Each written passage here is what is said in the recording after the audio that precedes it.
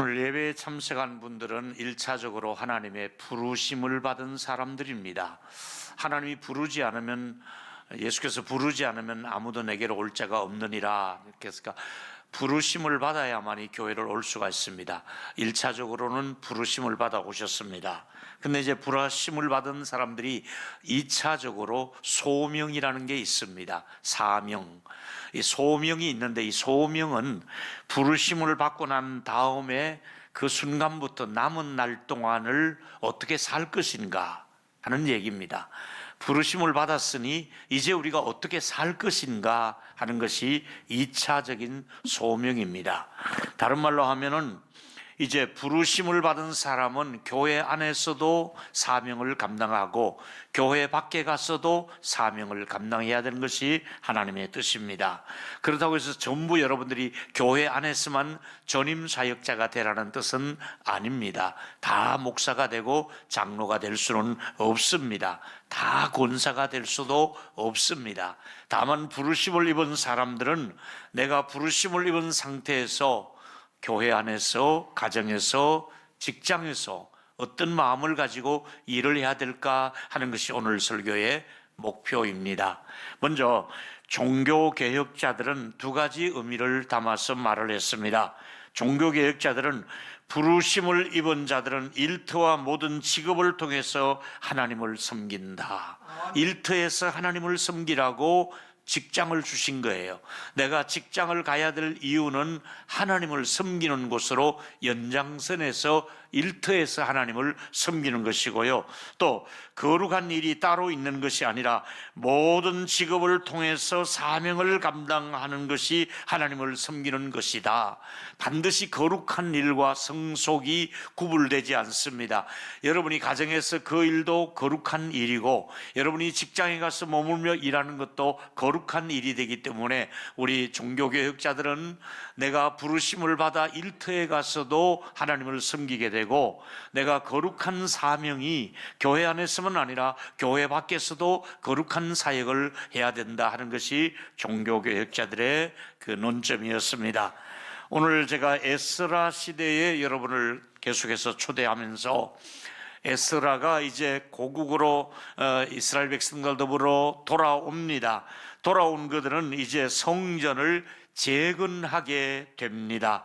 우리가 여기서 배울 것은 하나님의 일을 어떤 마음가짐을 가지고 이 사람들이 성전 건축에 재건하고 있는가 하는 것을 살펴보니까 첫 번째 드리고 싶은 말씀은 찬송 소리가 그 건축 현장에 들려오기 시작합니다.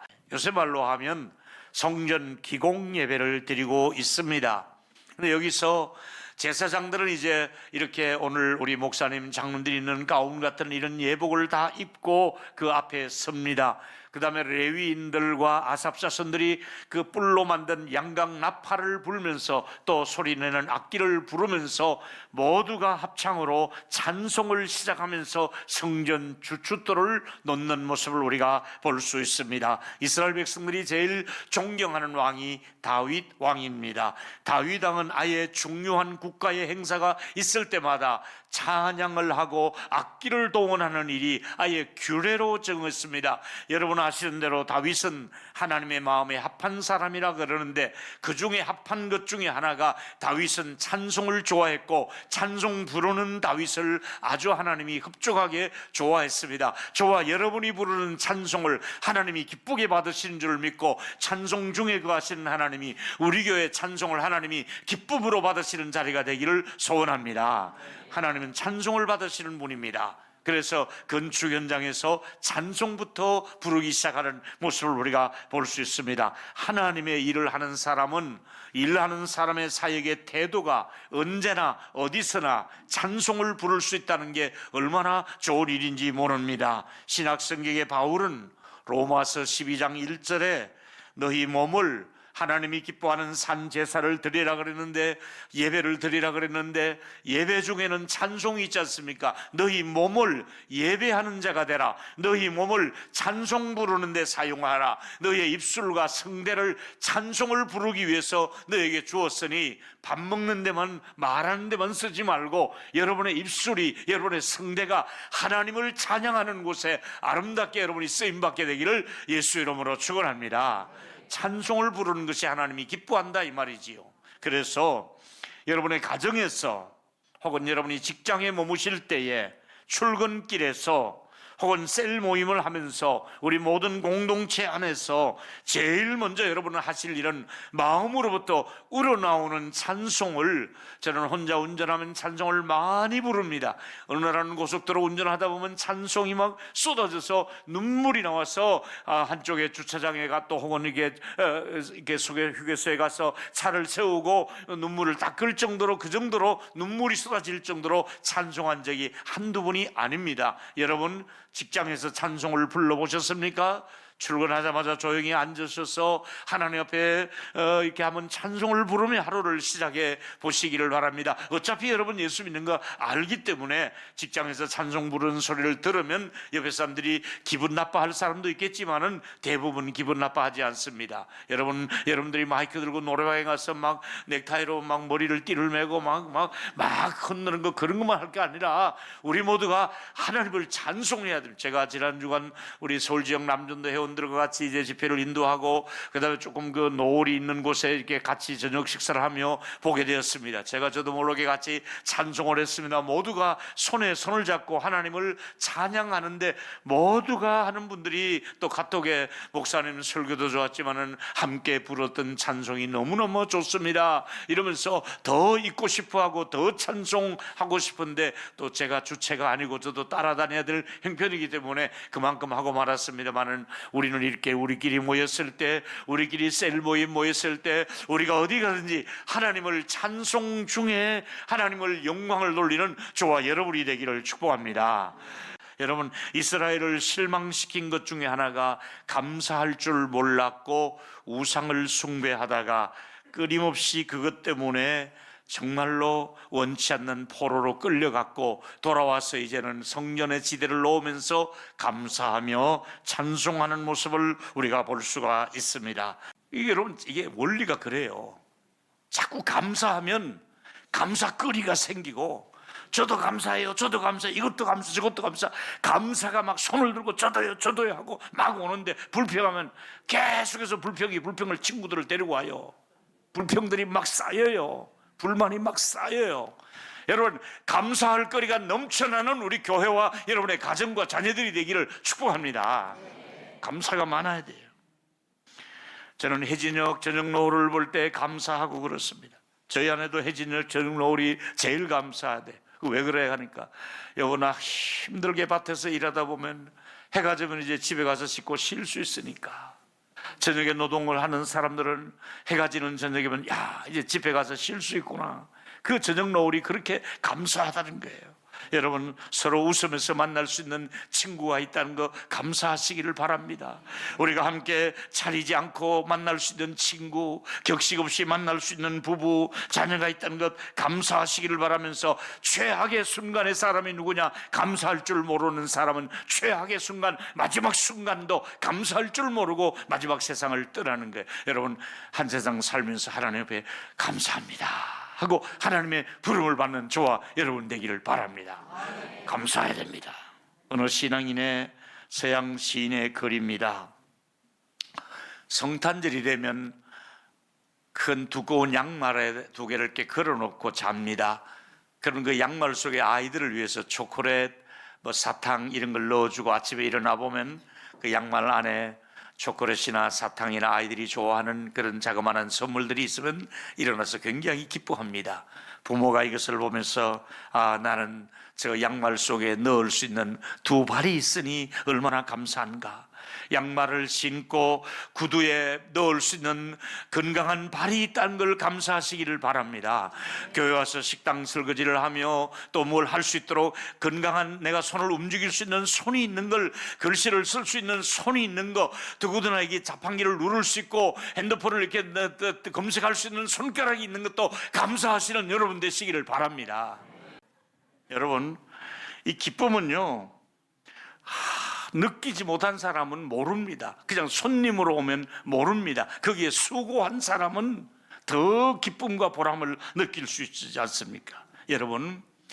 여러분들은 동일로교에 오셔서 언제 기쁨을 누리려고 합니까?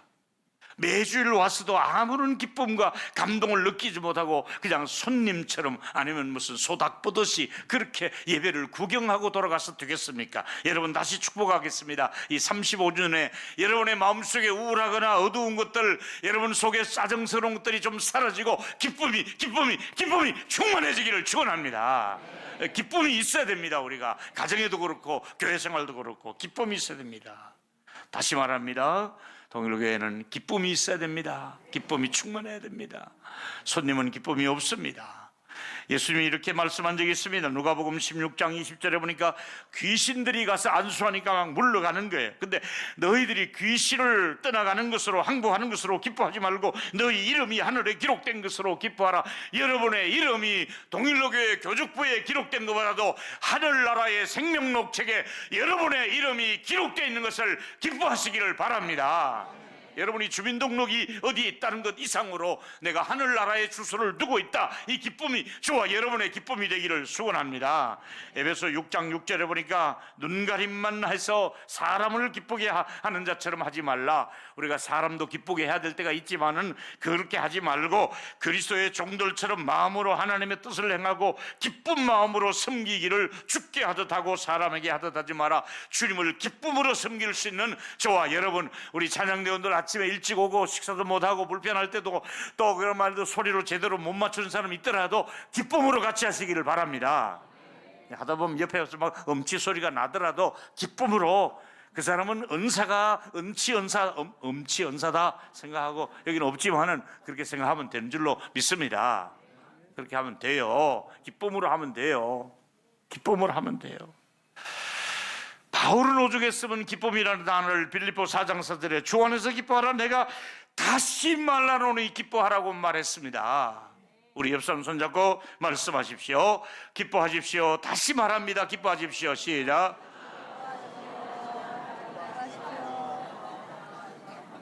이렇게 기뻐하라 그래도 속으로 개코도 하나도 좋은 거 없다, 니나 좋아해라 이러면 안 됩니다. 다시 예수 이름으로 여러분에게 축복합니다. 지금 성령께서 여러분 안에 기쁨을 넣어주시기를 축원합니다. 기쁨을 주셔야 됩니다. 가슴 벅찬 기쁨이 필요합니다. 감동이 필요합니다. 기뻐야 됩니다. 왜 하루를 살아가며 우울하려고 작정을 합니까? 왜 이렇게 한숨을 들이쉬고 내쉬고 대한민국 국정을 혼자 대통령입니까? 지금 대통령이 얼마나 머리가 무겁겠어요. 근데 여러분이 왜 그렇게 걱정을 하는 거예요? 이스라엘에 전쟁이 났습니다. 기도하면서요, 전쟁은 여호와께 속하였으니 하나님이 또 하실 일이 있을 줄로 믿습니다. 하나님이 일하고 있습니다.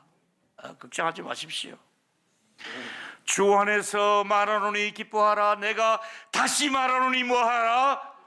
기뻐하라. 할렐루야. 한 번 더 손잡고 말씀하시오. 다시 얘기합니다. 기뻐하십시오. 시작. 한 번 더. 좋은 말 할 때 기뻐하십시오. 할렐루야. 기뻐해야 될 줄로 믿습니다. 오늘 기쁨으로 식사하시기를 바랍니다. 기쁨으로 오예배 참석하시기를 바랍니다. 기쁨으로 부흥회까지 꼭 참석하시게 되기를 축원합니다. 기쁨으로 해야 됩니다.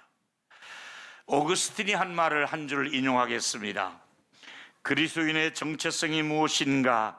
머리에서 발끝까지 할렐루야인데 우리의 존재 자체가 하나님을 찬양하고 감사하고 기뻐하는 삶이 그리스도의 삶이다. 여러분, 하루 종일 기뻐하며 감사하며 할렐루야 삶을 살 수 있게 되기를 축원합니다. 이제 우리 삶의 목표가 분명해졌습니다. 하나님께 영광을 돌리며 하나님께 기쁨을 드리는 것이지요. 또 하나님이 주시는 기쁨으로 일을 해야 됩니다. 최근 우리는 몇 년 동안 정말 하나님을 섬김에 있어서 지금까지 일을 해오면서 여러 가지 중단된 일 많았습니다. 여러 가지 마음가짐을 한번 점검해 볼 필요가 있습니다. 오늘 제가 여러분에게 드리고 싶은 말씀 중에 하나가, 이렇게 기뻐하며 감사하며 또 즐거움으로 찬송해야 되는데 이렇게만 살아가면 얼마나 좋겠습니까? 문제는 심각한 문제가 또 일어납니다. 여러분의 가정에 심각한 문제가 또 일어납니다. 걱정이 생기고 기쁨을 빼앗아가고 우울해지고 근심거리가 또 찾아올 것입니다. 이들의 현장에 이 심각한 문제가 발생했습니다. 감사하며 기뻐함으로 일하는 성전 건축 현장에 방해꾼이 생겼습니다.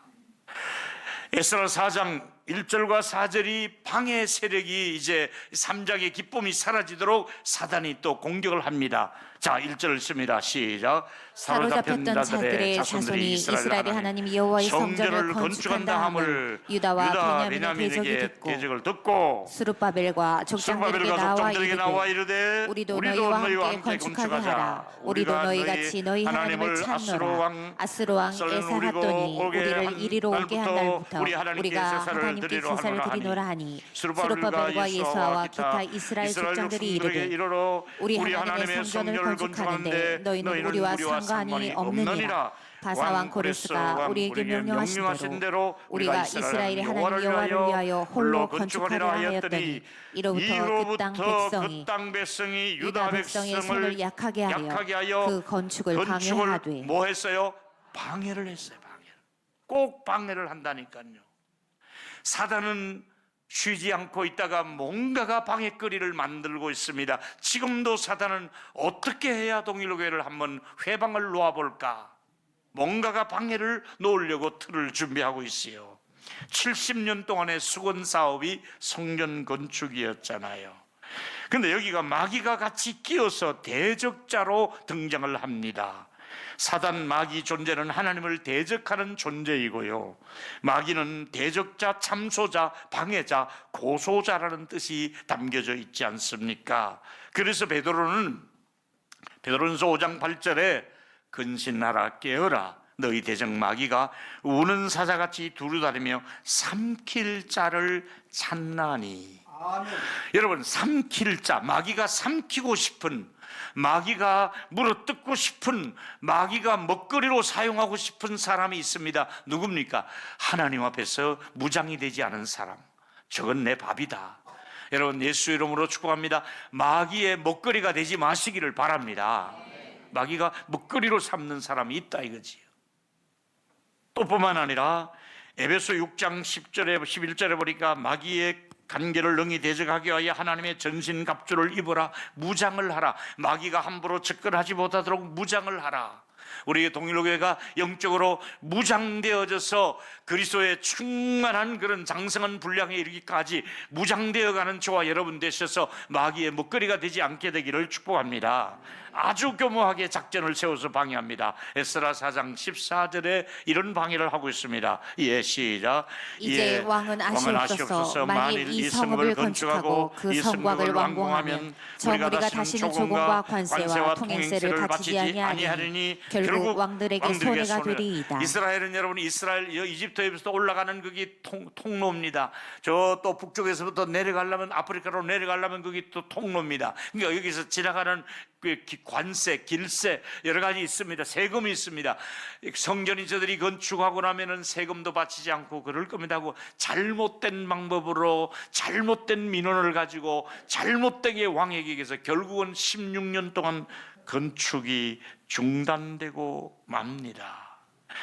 에스라 4장 5절입니다. 바사왕 시작. 바사왕 고레스의 시대부터 바사왕 다리오 즉위할 때까지 관리들에게 뇌물을 주고 이 마귀가 또 뇌물을 사용합니다. 뇌물까지 주면서 건축하면 안 된다고 뇌물을 써가면서 건축을 방해를 했습니다.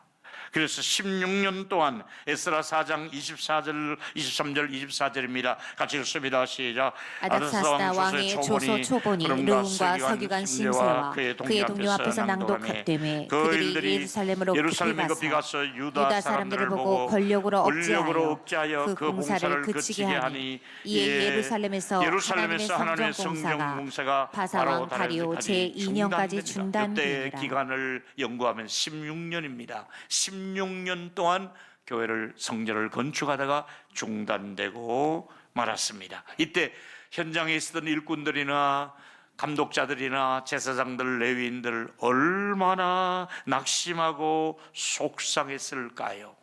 근데 여러분 아실 일은 고통이 길면 낙심할 수밖에 없는데 하나님은 우리에게 또 그 가운데서 기다리는 시간을 요구하고 있습니다. 따라했으면 좋겠습니다. 기다리면 하나님이 일하고 계신다.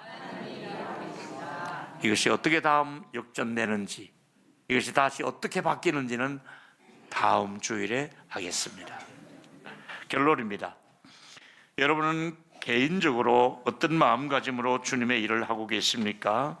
교회를 열심히 섬기다가 혹시 낙심하거나 포기하신 분 계십니까? 오늘 찬송 부르는 중에 새 힘을 주시고 또 감사할 때 더 좋은 결과를 주시기를 바랍니다. 기쁨으로 섬기는데 마귀가 방해하더라도 더 멋지게 쓰임받는 저와 여러분이 되기를 축원합니다.